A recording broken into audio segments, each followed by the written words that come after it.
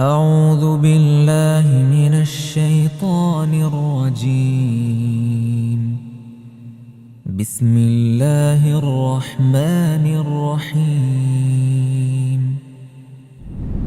الحمد لله الذي أنزل على عبده الكتاب ولم يجعل له عوجا قيما لينذر بأسا شديدا من لدنه ويبشر المؤمنين الذين يعملون الصالحات أن لهم أجرا حسنا ماكثين فيه أبدا وينذر الذين قالوا اتخذ الله ولدا ما لهم به من علم ولا لآبائهم كبرت كلمة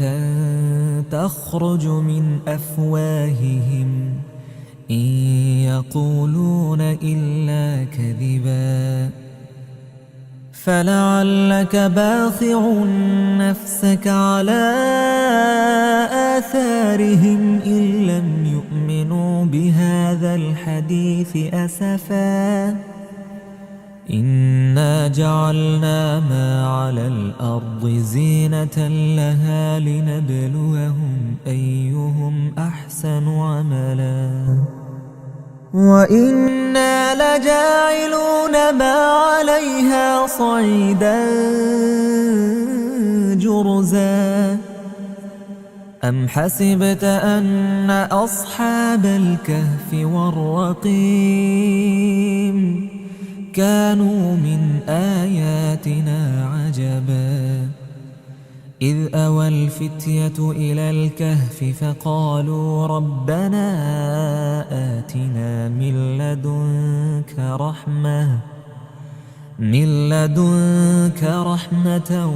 وهيئ لنا من أمرنا رشدا فضربنا على آذانهم في الكهف سنين عددا ثم بعثناهم لنعلم أي الحزبين أحصى لما لبثوا أمدا نحن نقص عليك نبأهم بالحق إنهم فتية آمنوا بربهم وزدناهم هدى وربطنا على قلوبهم إذ قاموا فقالوا ربنا رب السماوات والأرض لن ندعو من دونه إلها لقد قلنا إذا شططا هؤلاء قومنا اتخذوا من دونه آلهة لولا يأتون عليهم بسلطان بين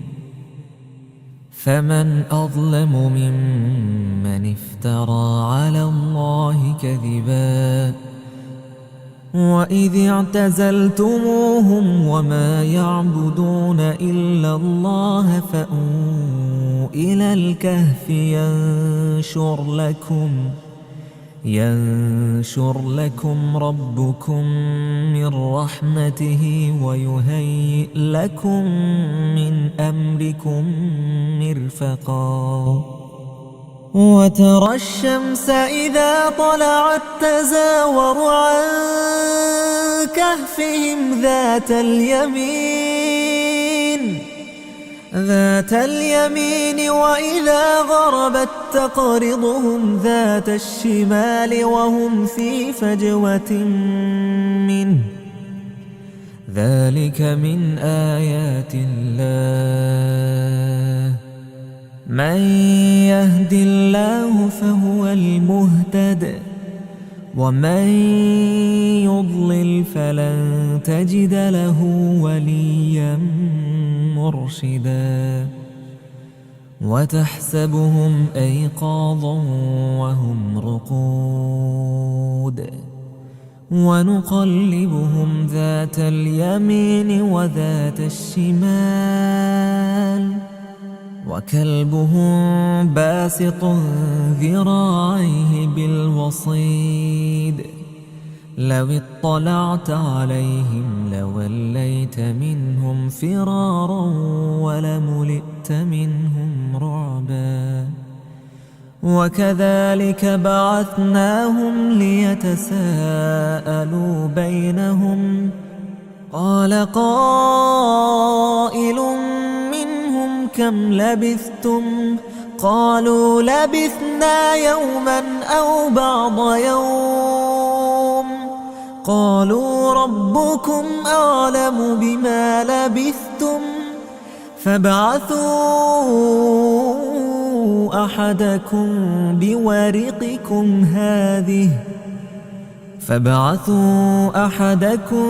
بورقكم هذه إلى المدينة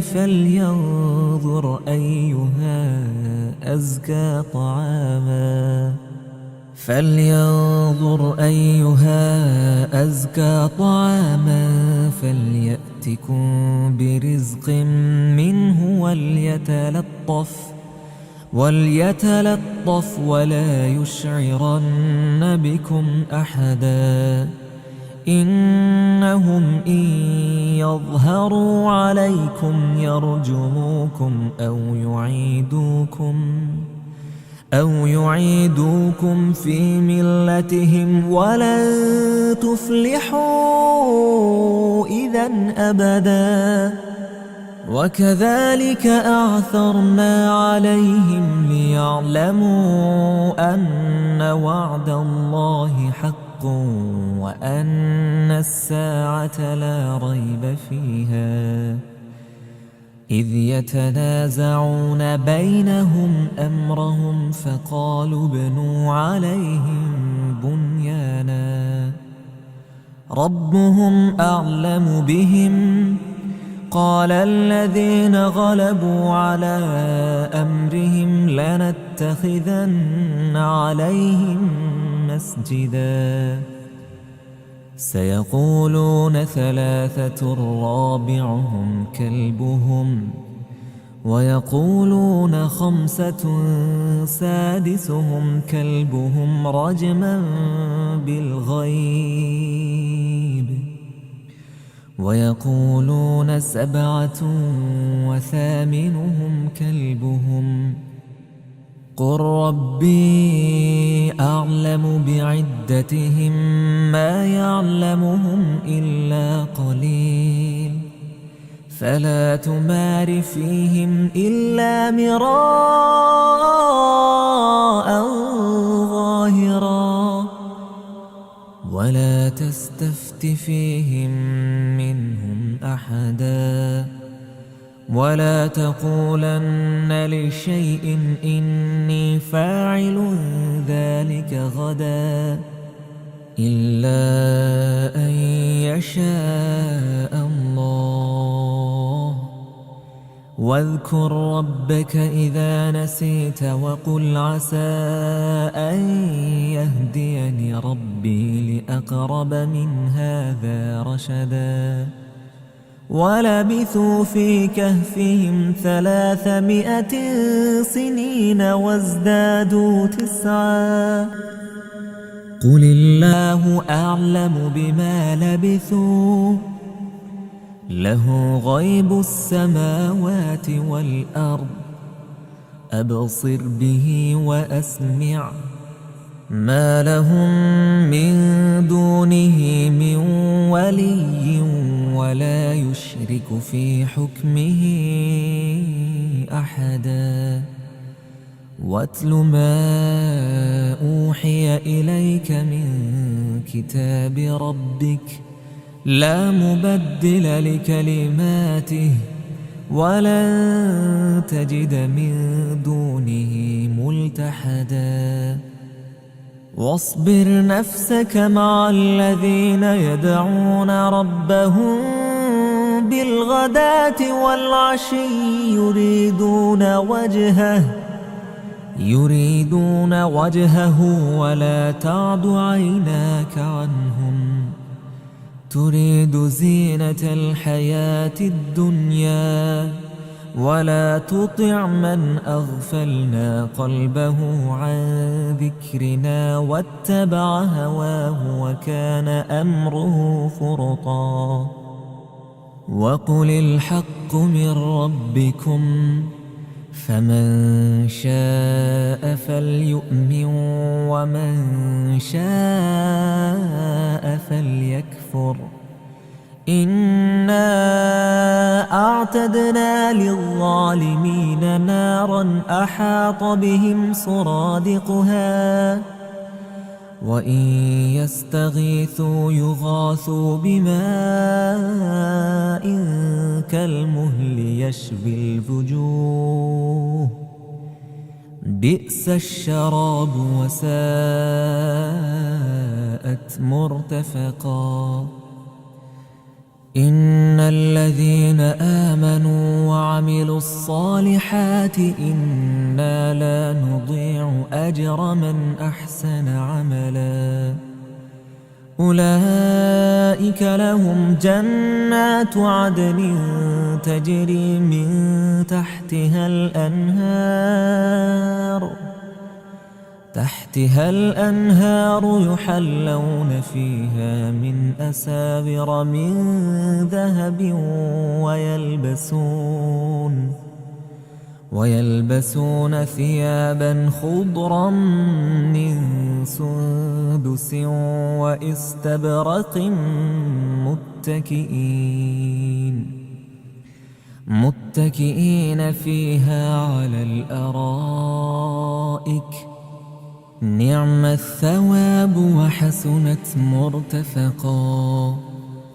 واضرب لهم مثلا الرجلين جعلنا لأحدهما جنتين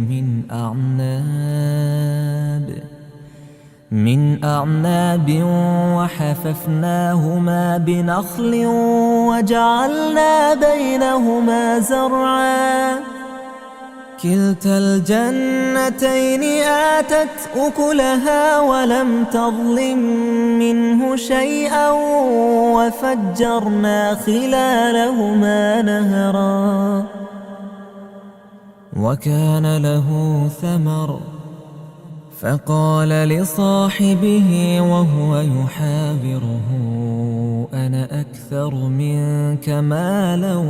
وأعز نفرا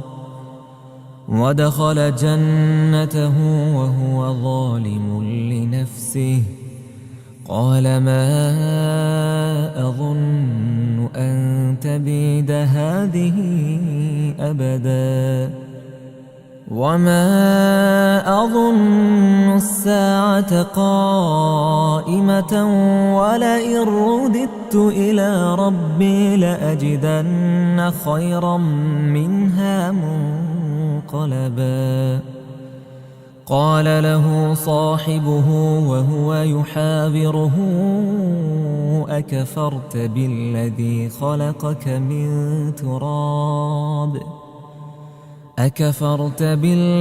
خلقك من تراب ثم من نطفة ثم سواك رجلا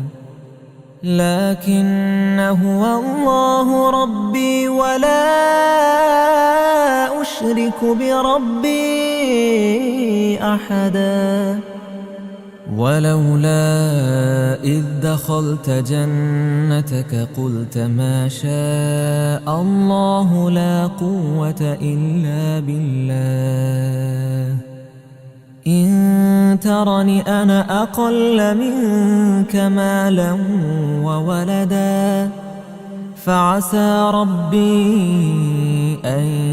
يؤتيني خيرا من جنتك ويرسل عليها حسبانا من السماء فتصبح صعيدا زلقا أو يصبح ماؤها غورا فلن تستطيع له طلبا وأحيط بثمره فأصبح يقلب كفيه على ما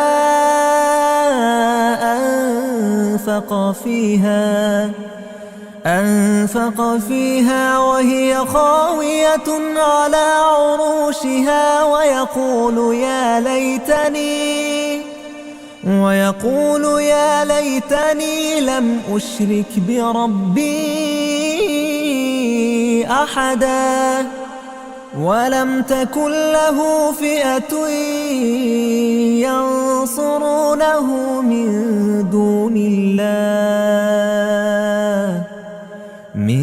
دون الله وما كان منتصرا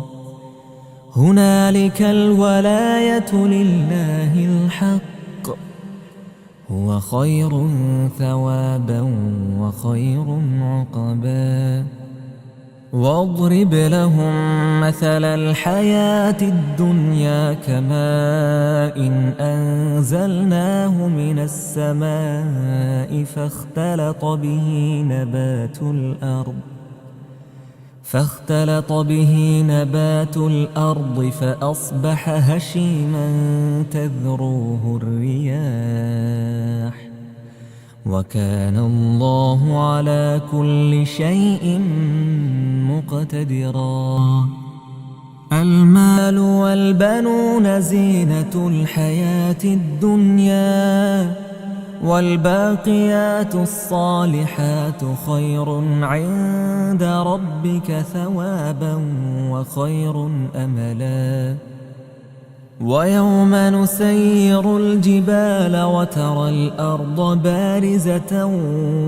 وحشرناهم فلم نغادر منهم أحدا وعرضوا على ربك صفا لقد جئتمونا كما خلقناكم أول مرة بل زعمتم أن لن نجعل لكم موعدا ووضع الكتاب فترى المجرمين مشفقين مما فيه ويقولون يا ويلتنا ما لهذا الكتاب لا يغادر صغيرة ولا كبيرة إلا أحصاها ووجدوا ما عملوا حاضرا ولا يظلم ربك أحدا وإذ قلنا للملائكة اسجدوا لآدم فسجدوا إلا إبليس كان من الجن ففسق عن أمر ربه أفتتخذونه وذريته أولياء من دوني وهم لكم عدو بئس للظالمين بدلا ما أشهدتهم خلق السماوات والأرض ولا خلق أنفسهم وما كنت متخذ المضلين عضدا ويوم يقول نادوا شركائي الذين زعمتم فدعوهم فلم يستجيبوا لهم وجعلنا بينهم موبقا ورأى المجرمون النار فظنوا أنهم مواقعوها ولم يجدوا عنها مصرفا ولقد صرفنا في هذا القرآن للناس من كل مثل وكان الإنسان أكثر شيء جدلا وما منع الناس أن يؤمنوا إذ جاءهم الهدى ويستغفروا ربهم إلا أن تأتيهم سنة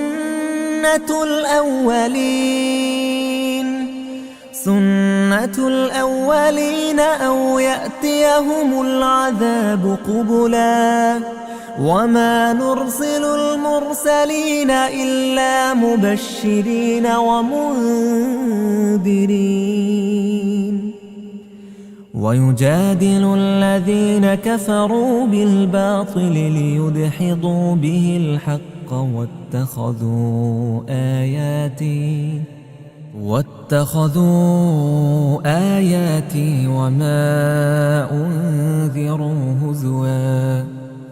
ومن أظلم ممن ذكر بآيات ربه فأعرض عنها ونسي ما قدمت يداه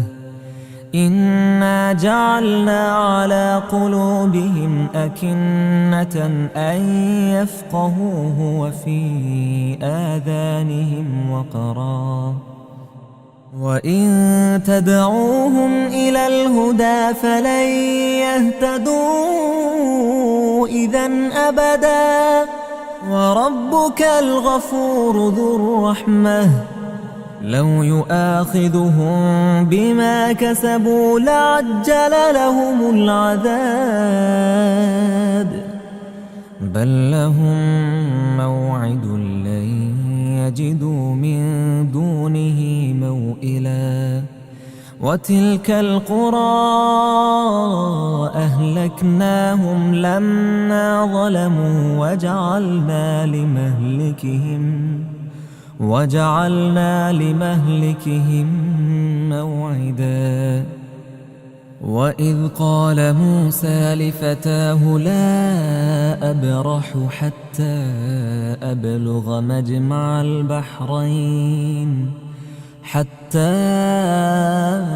أبلغ مجمع البحرين أو أمضي حقبا فلما بلغا مجمع بينهما نسيا حوتهما فاتخذ سبيله في البحر سربا فلما جاوزا قال لفتاه آتنا غداءنا لقد لقينا من سفرنا هذا نصبا قال أرأيت إذ أوينا إلى الصخرة فإني نسيت الحوت وما أنسانيه إلا الشيطان أن أذكره واتخذ سبيله في البحر عجبا قال ذلك ما كنا نبغ فارتدا على آثارهما قصصا فوجدا عبدا من عبادنا آتيناه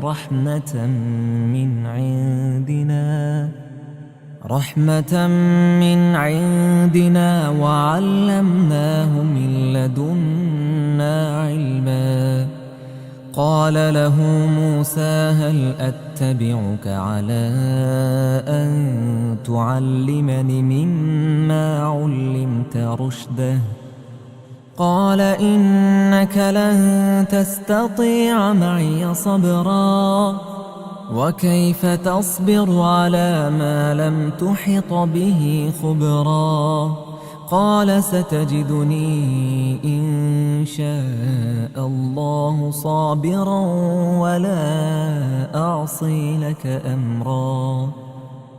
قال فإن اتبعتني فلا تسألني عن شيء حتى أحدث لك منه ذكرا فانطلقا حتى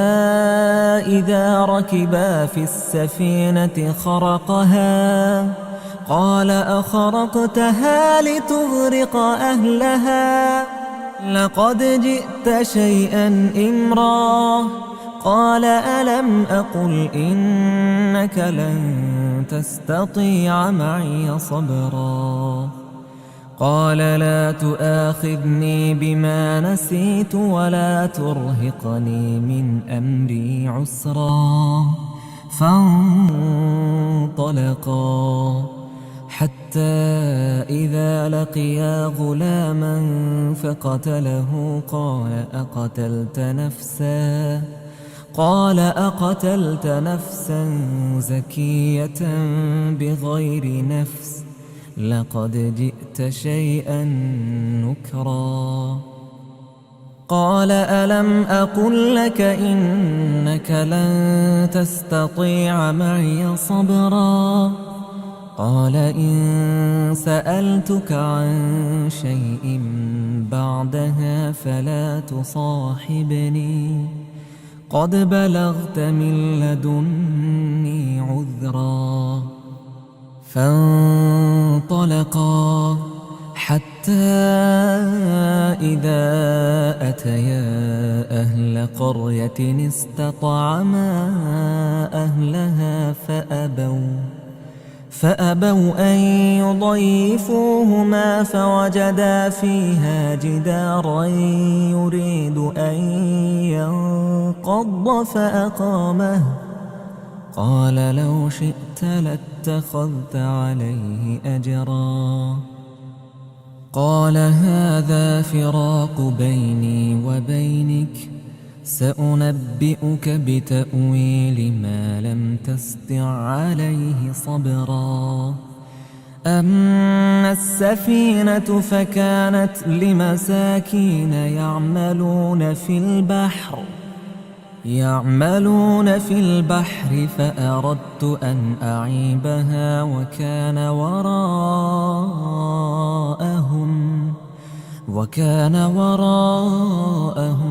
ملك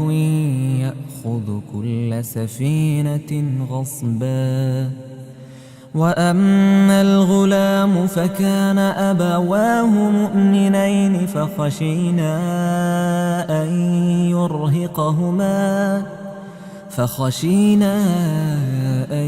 يرهقهما طغيانا وكفرا فأردنا أن يبدلهما ربهما خيرا منه زكاة وأقرب رحما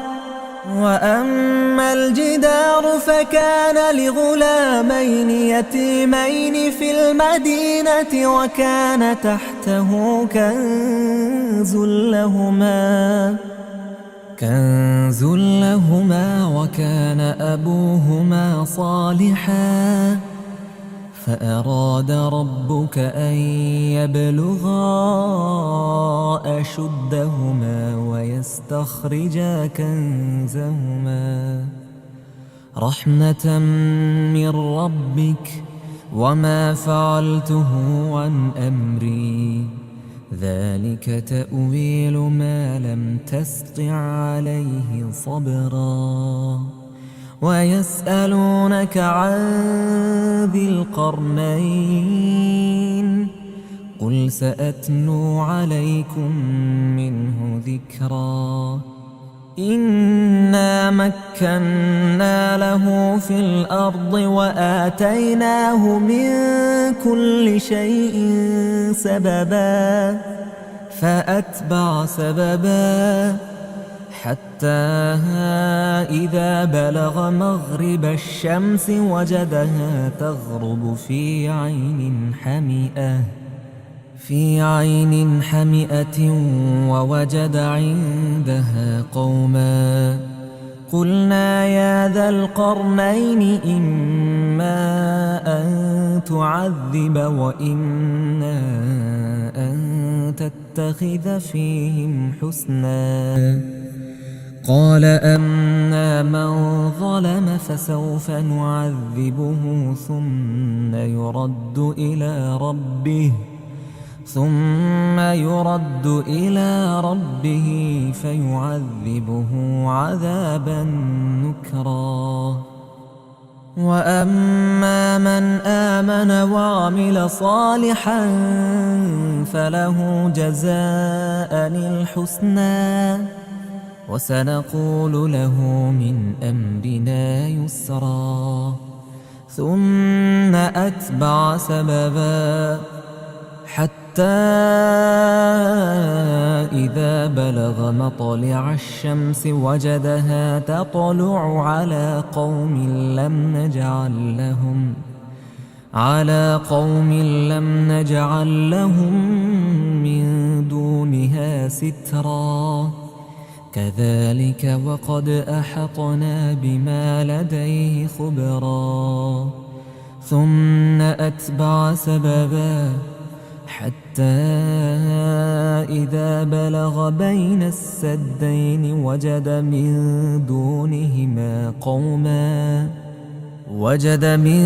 دونهما قوما لا يكادون يفقهون قوما.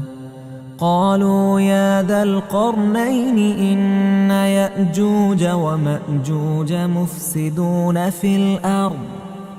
مفسدون في الأرض فهل نجعل لك خرجا على أن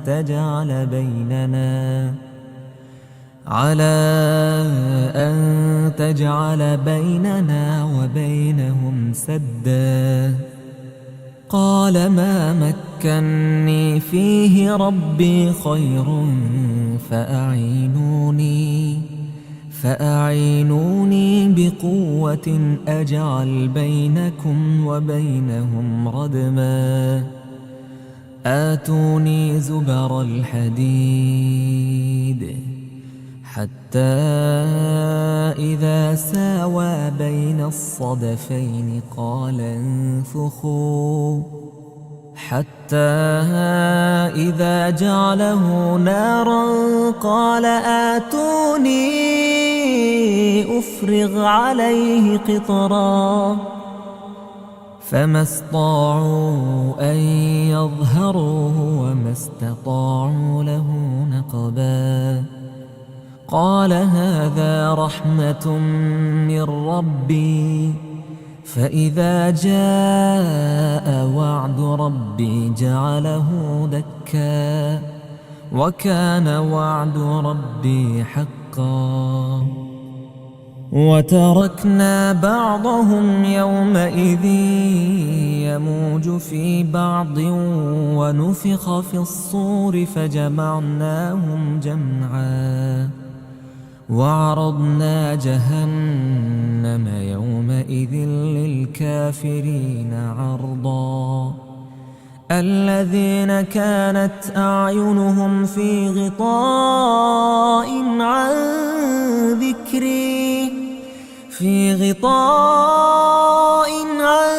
ذكري وكانوا لا يستطيعون سمعا.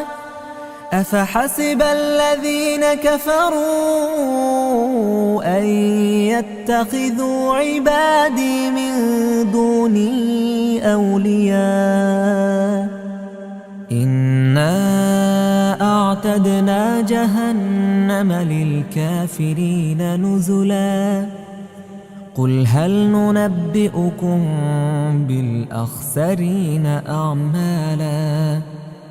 الذين ضل سعيهم في الحياة الدنيا وهم يحسبون أنهم يحسنون صنعا. أولئك الذين كفروا بآيات ربهم ولقائه فحبطت أعمالهم فلا نقيم لهم يوم القيامة وزنا. ذلك جزاؤهم جهنم بما كفروا واتخذوا آياتي ورسلي هزوا. إن الذين آمنوا وعملوا الصالحات كانت لهم جنات الفردوس نزلا خالدين فيها لا يبغون عنها حولا قل لو كان البحر مدادا لكلمات ربي لنفد البحر قبل أن تنفد كلمات ربي ولو جئنا بمثله مددا قل إنما أنا بشر مثلكم يوحى إلي أنما إلهكم إله واحد فمن كان يرجو لقاء ربه فليعمل عملا صالحا ولا يشرك بعبادة ربه أحدا.